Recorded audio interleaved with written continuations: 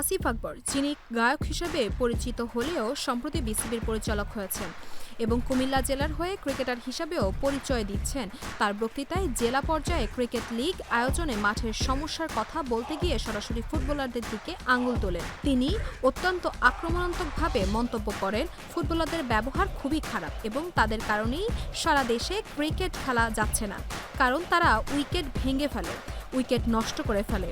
তার এই মন্তব্য ক্রীড়াঙ্গনে দায়িত্বশীল পদে থাকা একজন সংগঠকের ভাষা হতে পারে না বলে অনেকেই মনে করছেন।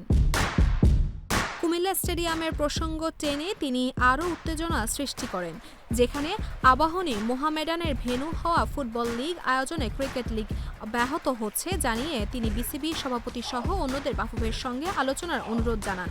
শুধু তাই নয়, প্রয়োজনে মারামারি করে মাঠের অধিকার আদায়ের কথাও তিনি প্রকাশ্যে বলেন, যা দুই খেলার মধ্যে বিদ্বেষের বীজ বপন করেছে। আসিফ আকবরের এমন বিদ্বেষমূলক মন্তব্যের পর ফুটবল অঙ্গনে তীব্র সমালোচনার ঝড় উঠেছে।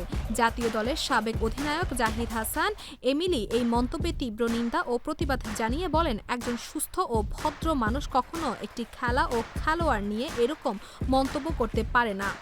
এই মন্তব্যের মাধ্যমে তার রুচি জ্ঞানের বহিঃপ্রকাশ ঘটছে।